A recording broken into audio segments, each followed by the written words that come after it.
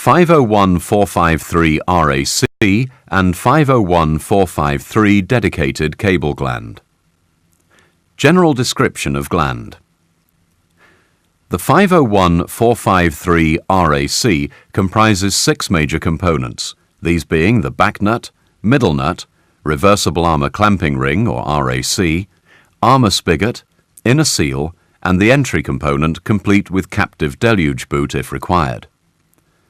This cable gland accommodates all types of elastomer and plastic insulated cable, incorporating all types of armour or braid, the most common being single wire armour W and wire braid X.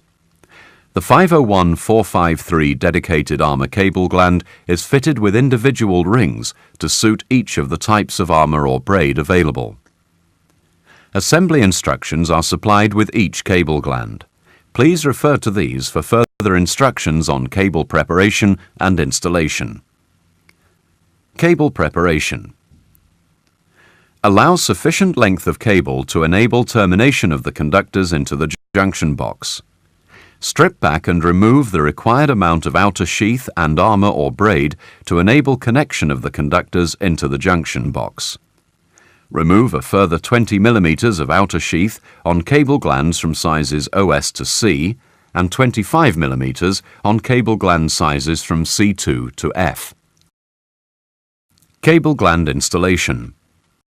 Fit the ingress protection or IP washer if required onto the entry thread and fit the entry component into the junction box hand tight using the enclosure thread or lock nut.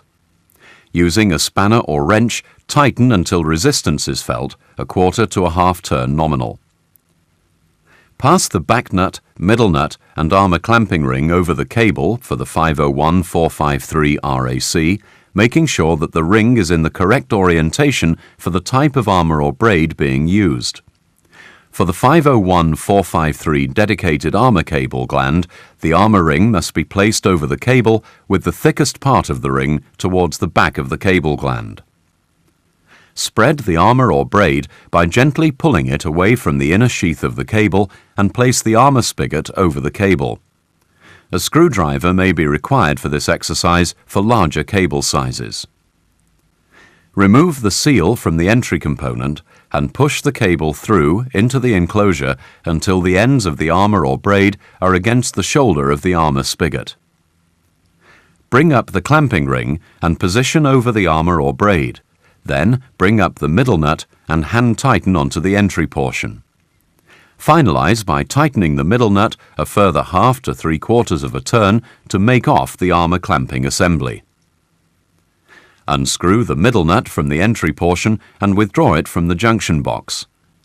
Visually inspect that the armour or braid has been effectively clamped between the armour spigot and the armour clamping ring. Insert the inner seal back into the entry component and reinsert the cable into the junction box. Reassemble the middle nut onto the entry component. Tighten the middle nut using a spanner or wrench until resistance is felt between the seal and the cable, then turn the middle nut through a further 1/2 turn nominal to complete the tightening of the inner seal. Position the back nut and hand tighten until it forms a seal around the outer cable sheath. Using one spanner or wrench, hold the middle nut in position whilst finalizing the tightening of the back nut by a further complete turn with another spanner or wrench. Complete the installation by pulling the deluge seal down onto the middle nut if applicable. The 501-453 RAC or 501-453 dedicated cable gland has now been correctly installed.